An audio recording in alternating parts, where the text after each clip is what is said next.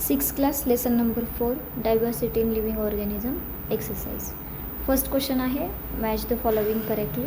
त्यातला पहिला आहे ॲक्वॅटिक. ॲक्वॅटिकचा आन्सर आहे fish. Living in muddy wetlands wild buffalo. Amphibians that is frog. Okay, पुढं floating on the surface of water it's a swan. Question number 2 find the odd one out and give the reason for the same.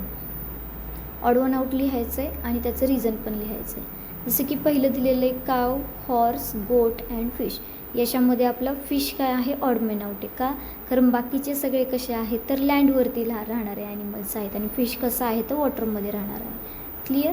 पुढे बी नंबरवाला जो आहे तो आहे mango, people, गवा and coriander. याच्यामध्ये coriander आपलं separate येणार आहे. का? कारण मँगो, पीपल, गवा काय आहेत त्याच्या ट्रीज आहेत. ओके, पुढे जाऊयात. कांगारू, चित्ता, कॉक्रोच अँड डिअर. त्याच्यामध्ये कॉक्रोच सेपरेट येणार आहे. का? कारण कांगारू, चित्ता अँड डिअर हे कसे आहेत, मॅमल्स आहेत. ओके, पुढे मूग, ज्वार, वीट अँड बाजरा. याच्यामध्ये जर बघायचं म्हणलं तर मूग आपलं काय येणार आहे, सेपरेट येणार आहे. कारण बाकीचे कसे आहे, सिरियल्स आहे. तसं बघायचं म्हणलं तर ते डायकॉटिलिडॉन आहेत आणि हा कसा आहे, मोनोकॉटिलिडॉन आहे. पुढे question number 3 true or false. त्यातला हिना. हिना म्हणजे आपली मेहंदीचं झाड.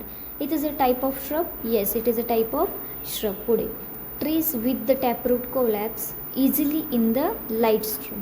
ट्रीज जे आहे, ट्रीज म्हणजे आपली जी मोठी मोठी झाडं असतात त्याचं जे रूट आहे ते काय होतं, इझिली वादळामध्ये पडून जातं. तर त्याचा आन्सर काय आहे, फॉल्स आहे. पुढे mango trees do not bear the flower. Mango ट्रीजला फ्लावरच येत नाही. हे कितपत बरोबर आहे, नाही. हे कसं आहे, फॉल्स आहे.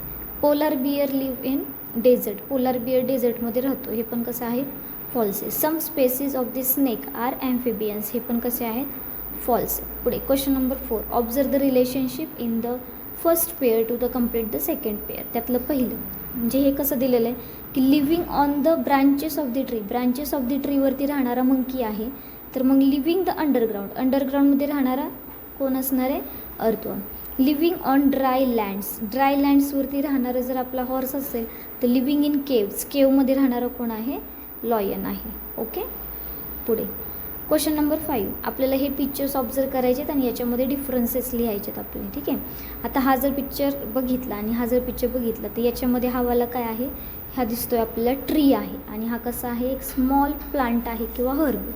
पुढे it is a thick woody stem. ह्याच्यामध्ये स्टेम कसं आहे, थिक आहे आणि याच्यामध्ये स्टेम कसा आहे तर सॉफ्ट आहे. Many branches. ह्याला कसे आहेत, मेनी ब्रांचेस आहेत.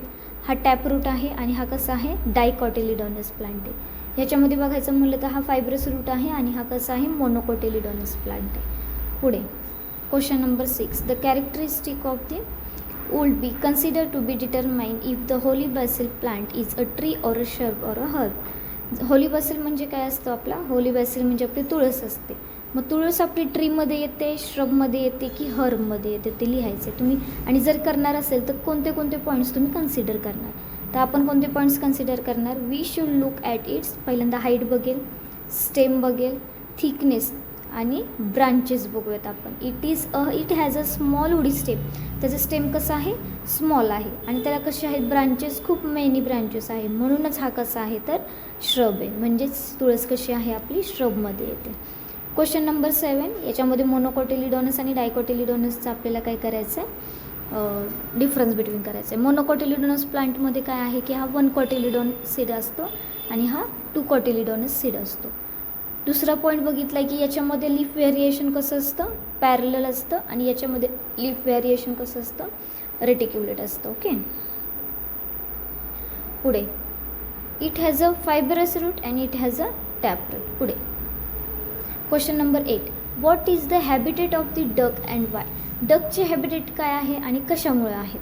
डक कसा आहे, हा पाण्यामध्ये राहतो लाईक अ पॉन्ड्स अँड लेक आणि it can be swim easily because it's web toes. Web toes म्हणजे काय, त्याची जी बोटं असतात ती एकमेकांना कशी झालेली असतात, जोडलेली असतात, त्यामुळे त्याला आपण वेब टोज बोलतो.